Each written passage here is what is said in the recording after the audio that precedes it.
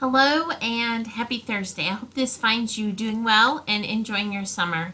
Last week I didn't send one of these out because we were at annual conference, and definitely if you're friends with the church on Facebook, I encourage you to watch the sermon live feed from Facebook on Sunday, which will tell you a little bit more about annual conference, honestly, in greater detail and in length than I obviously could here. But today I want to share with you the Bible verses we're going to use for Vacation Bible School, and I'm going to read them off my phone. It's from John 3:16 through 17, which should be most familiar verses for most of us.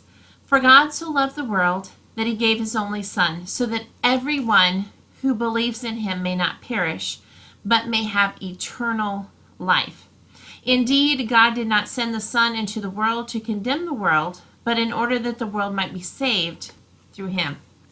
This is the good news. This is the good news of Scripture. This is why we worship as church family. This is what makes us Christian.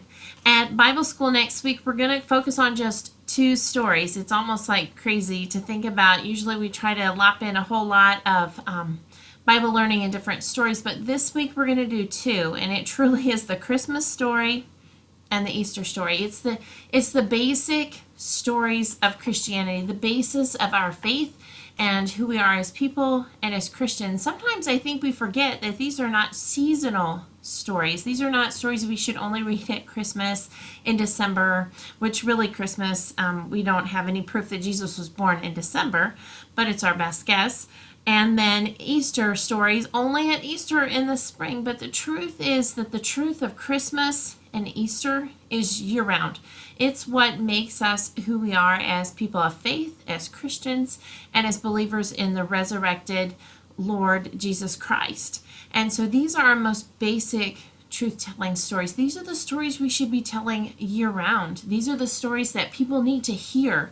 They need to hear the good news of Jesus Christ, not just in December or in April or sometimes it's in March, obviously, for Easter.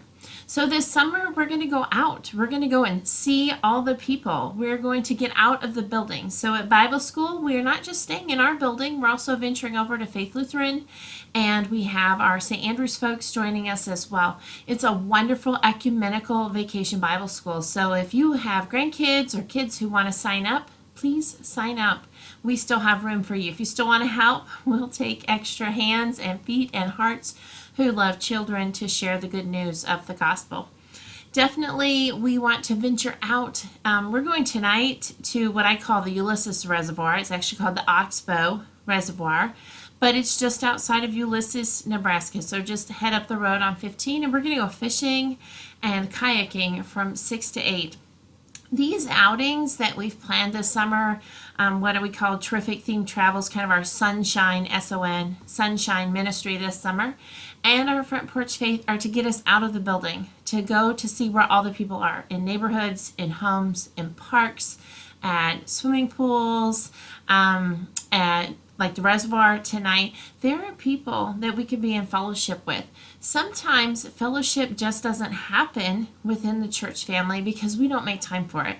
We come on Sunday or whenever we come to the church building, we come, we do our thing, we worship, we have ministry, whatever it is that we do, music, bells, etc., and we leave. And we forget that part of the crucial part is Jesus called us to be people of faith. He called us to be in relationship with one another. And this is part of what makes us Methodist as well.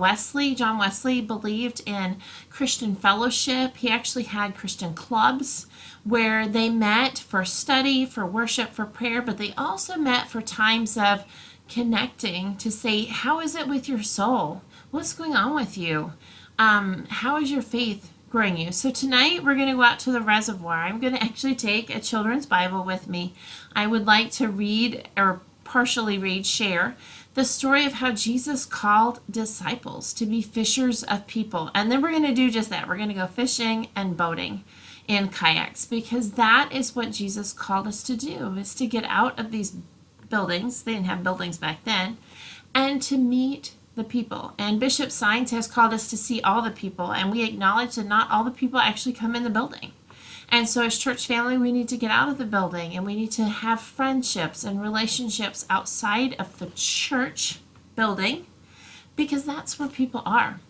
And wherever you are in your faith this summer, I hope that you'll find ways to worship, to study, to pray, to interact. I hope you might come to some of these wonderful things that we have planned. But you can do that on your own. If you're going golfing this summer, you could meet people out on the golf course and share these essential truths and these essential stories of our faith. Those happen in natural conversation and in relationships. You could be in the baseball field. You may have a whole weekend of baseball tournaments and you see the same people the whole weekend.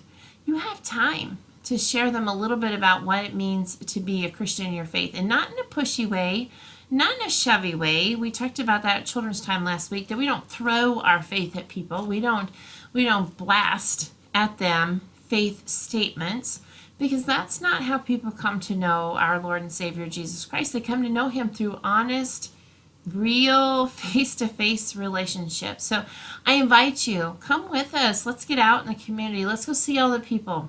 Let's worship together. Let's celebrate together. Let's be in fellowship together. Let's have some fun together. I don't know about you, but summer is a great time for fun. So if you're around tonight and want to join us from 6 to 8 at the reservoir, I invite you to fish and to kayak. If you're not around, look for some other opportunities to do that as well. These Bible verses that I read off my phone, this is it. This is why we're Christians. We believe that Jesus came for us. We believe that he died for us. We believe that he was resurrected for us, and that through believing in him and knowing him, we have eternal life. That is guaranteed. You do not have to wonder about, could you ever be good enough? Could I ever do enough things? Could I be the right kind of person? That's not on the table. What's on the table is, do you believe? Do you believe that Jesus did that for you? And if you do, then I hope that you know that you have assurance of a place in heaven with our Jesus, with our God, with our Holy Spirit. He wants us, though, to worship with him now, too, here on earth. So I invite you this summer, go with us. Come here. Be with us. Be a part of what's happening at Seward United Methodist Church. I appreciate you watching and listening to these, those of you who do, and just know that you're welcome to share these anytime you want. Take care and have a great summer. See you later.